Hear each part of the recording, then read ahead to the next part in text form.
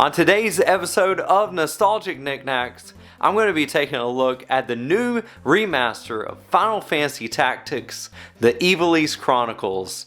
I'm going to tell you all about this game and why I love it. There are so many improvements, and this remaster has been crafted with great care. I've loved my original copy for years, and I can't wait to tell you why I think this new remaster is great, not only for people who loved Final Fantasy Tactics back when it first released, but also to those who are going to be new to it. There are so many quality of life changes that I think will appeal to so many people. Let's talk about Final Fantasy Tactics.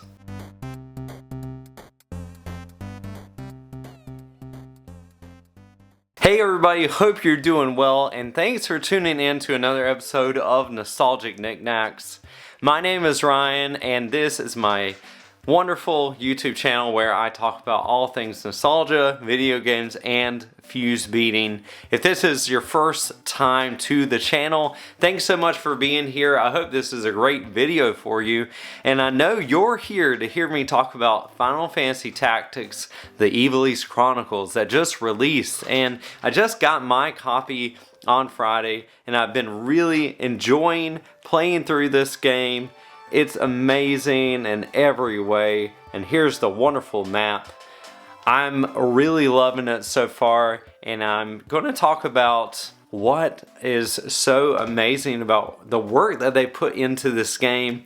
It just really breathes new life into it, and as somebody who played the original, I can tell you that it does so many things right. They have really remastered this in almost the most perfect way. Now, there are things that people are noticing that were not included in this version that were included in past versions.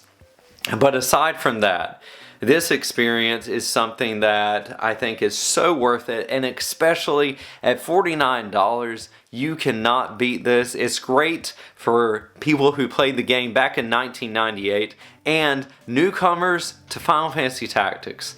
I cannot stress enough how wonderful it is to see this very well done, and I sure hope that all of these sales are seen as a wonderful sign for Square Enix to pursue maybe, just maybe, a sequel with Final Fantasy Tactics.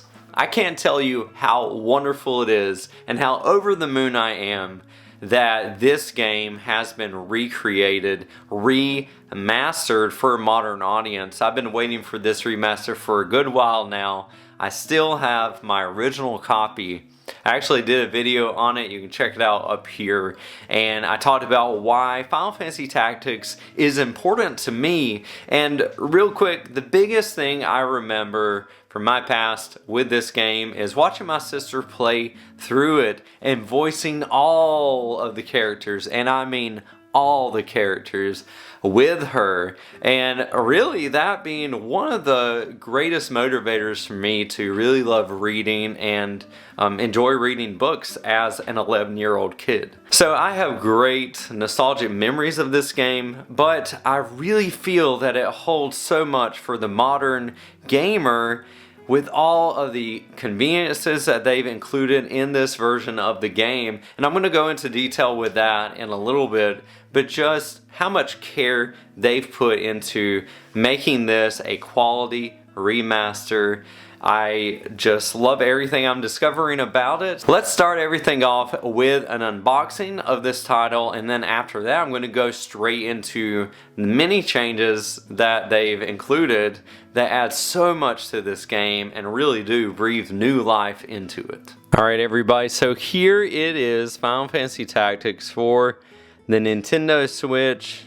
They also have a Nintendo Switch 2 version. I'm not sure what the differences are, but from what I've seen online, there doesn't look to be too many things going on that are different. But here is the back. Live an Untold Legend. Let's go ahead and open it and see what the Amazon exclusive box offers. And it does not have anything but wonderful legalese here.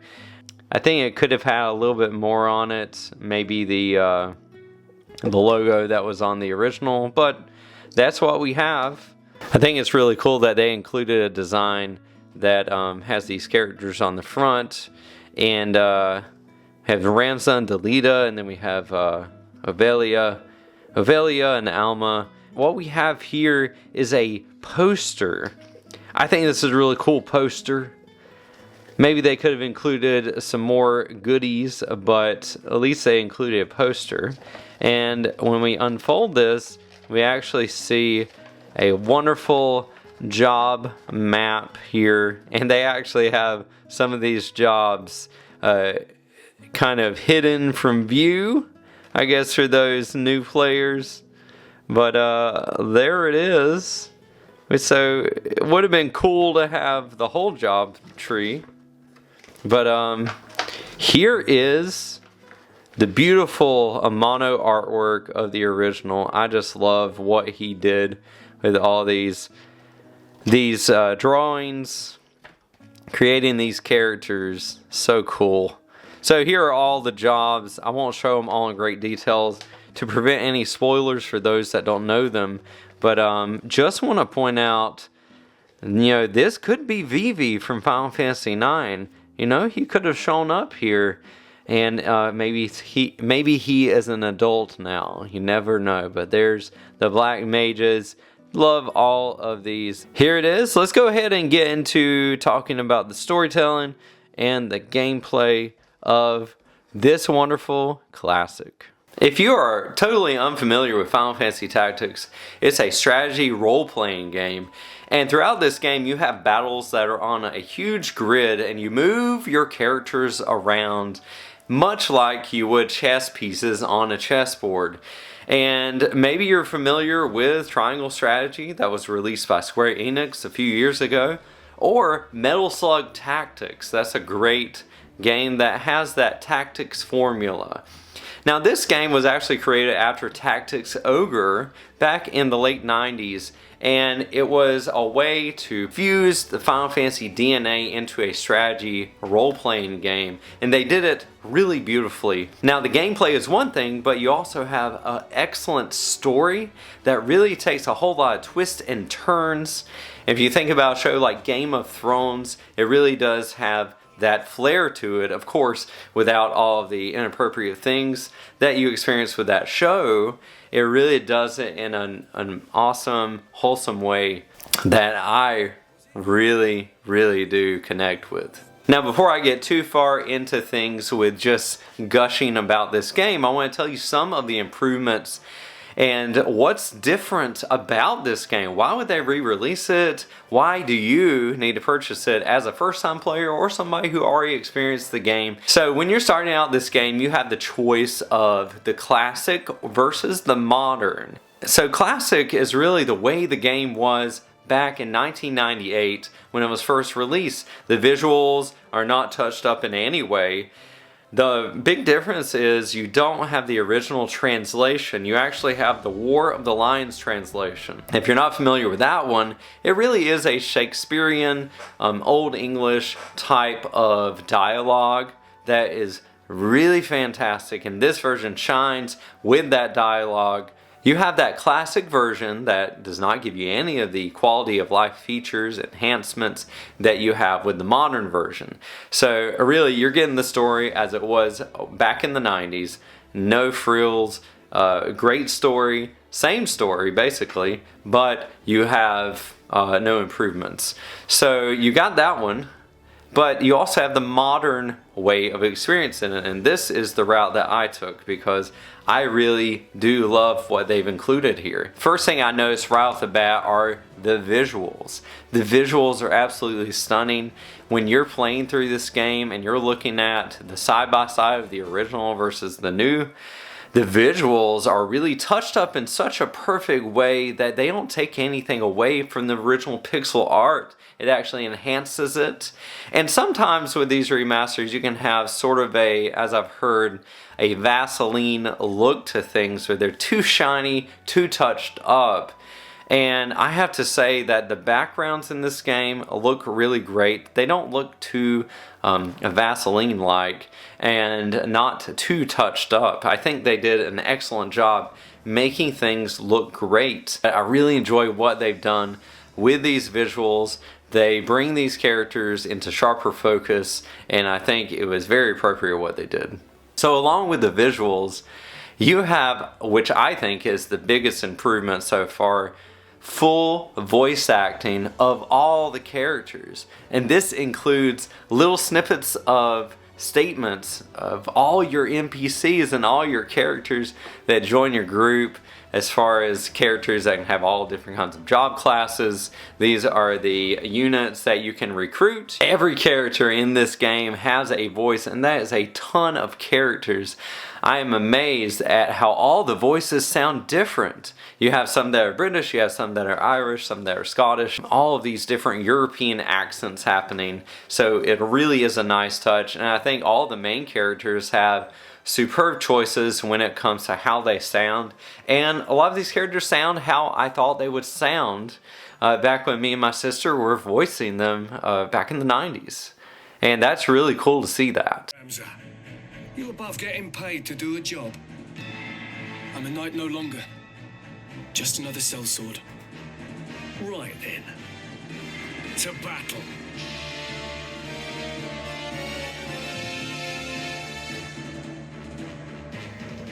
Deliver us, O Lord.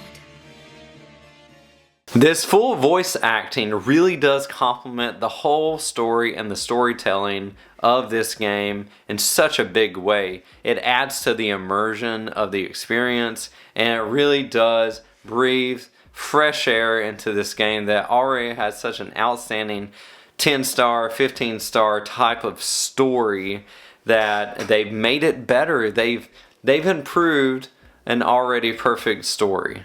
Now, as you get started with this game, you actually have three choices. You can go the easy mode, the average mode, or I guess the normal mode.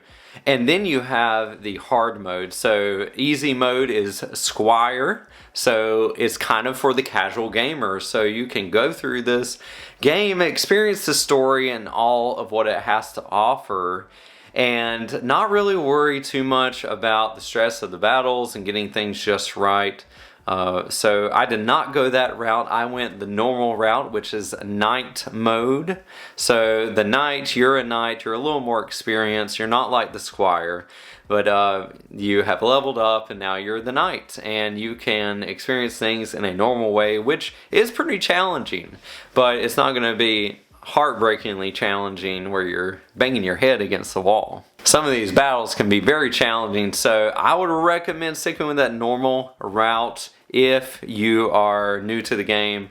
And if you want a challenge, go the tactician route. That is the hard mode, and I'm curious to know, let me know down below, did you choose the tactician route, and was it quite a bit more challenging than the normal route? I'd love to know that. So the last thing I want to talk about is the quality of life improvements with this remaster. So there are a ton of them. Everything from how the map looks to the battles and all of the conveniences that they're giving you, to how you read about the story in the encyclopedia. All of this has been revamped. It's brand new. It's so fresh looking and so clean. Back in the day, if you landed on a battle point, which would take you into a battle, that would cost you probably 20 minutes at minimum.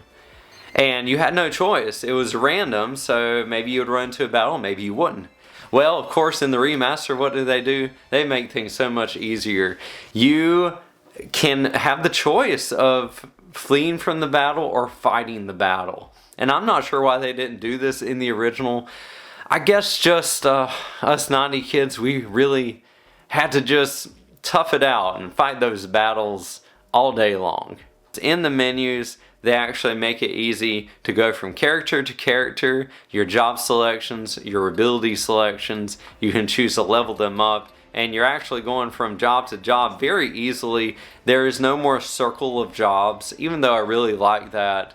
you have all the characters, the units are just side by side. When you go from character to character, you have all your jobs listed, and it's really easy to just swipe through, use your R and L shoulder buttons, and just learn ability after ability after ability, go from job to job, and spend your job points. It really is amazing how they've streamlined it, and I'm just happy that they made these choices, because this is what attracts modern gamers. You have this character named Arazlam, and Arazlam is kind of the storyteller of the game, and as you're playing through this game, you actually unveil more of the story you can read about, and there's so much rich history in this game, and there's not many games you can say that do that sort of thing.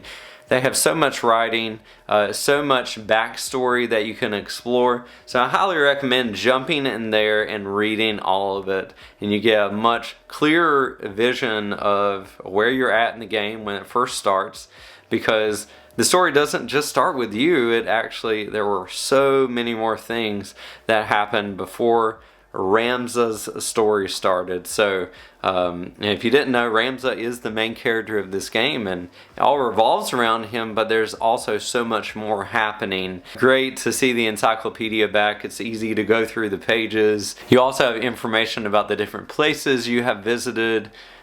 So much detail. It's amazing what they did originally with this game. Now, the last of the UI improvements of Final Fantasy Tactics is having to do with the battles, and there are so many of them here. It used to be that you'd go into a battle and you'd be there forever.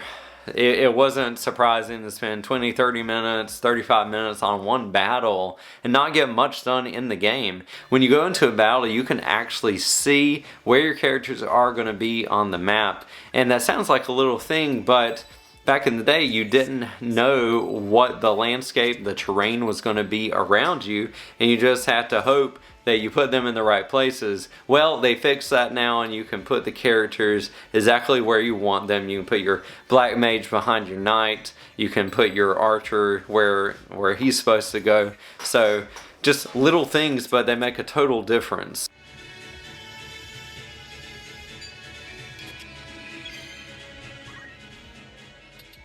When you actually go into the battle, you can do a few things with the shoulder buttons. The R buttons, actually, the R2 button, I believe, actually makes it where you can see a bird's eye view. They call it a tactical view of the battle. If you hold that down, you can see that.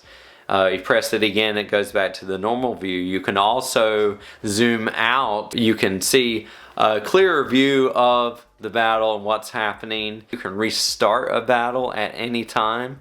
The battle can autosave. There's so many cool features that they included. My number one feature, and the last thing I'm going to talk about here during battles, is that you can press the R1 button and you have to hold it down. I don't think there's any way to just set it and forget it, but you can actually fast forward every action in a battle. This will speed up battles tremendously, especially when you're trying to grind for experience and those job points.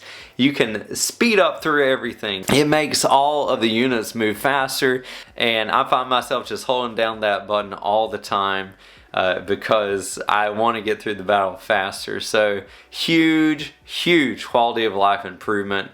And I'm very happy they included that. I can't see myself going without it. And a couple more things I want to mention before I finish here, but the cutscenes, you can skip through them, you can play through them again, you can enjoy it, you can fast forward through cutscenes as much as you want to, but I think you're gonna want to hold off on that, because like I said, that voice acting is so good, and I'm so happy they invested some work into this, because it just turns up the level on this game and really does. As I said so many times before, it appeals to the modern player. This remaster is near perfect. Now, there are a few things that were left out of this. I'm not sure why, but they didn't include some of the job classes that were added to the War of the Lines version, like the Dark Knight, and I think there was another one called the Onion Knight.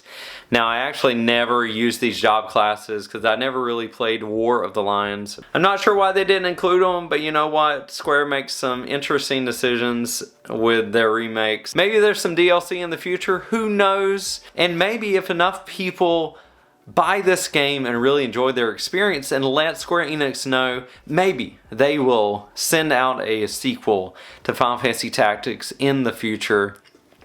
One man can dream, and I am that one man. I hope you enjoyed this look at Final Fantasy Tactics for the Nintendo Switch. I'm telling you, there are so many improvements that make this game a total pleasure to play in the current day. And speaking as somebody who played this game before, back when it first released, this is like a fresh new experience. So I highly recommend picking it up. It's at a great price at only $49. You cannot beat that because there's so much story here. I cannot recommend it enough. Please go out and have this great experience, this wonderful Final Fantasy game.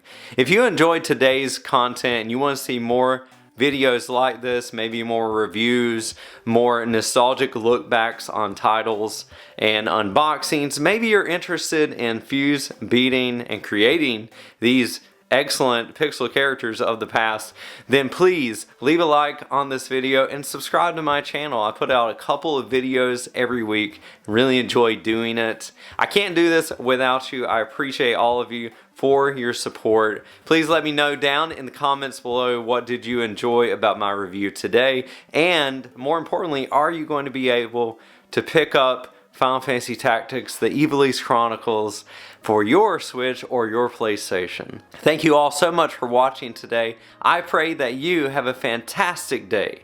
And until next time, please go pick up your copy of Final Fantasy Tactics, the Ivalice Chronicles, and have some happy gaming.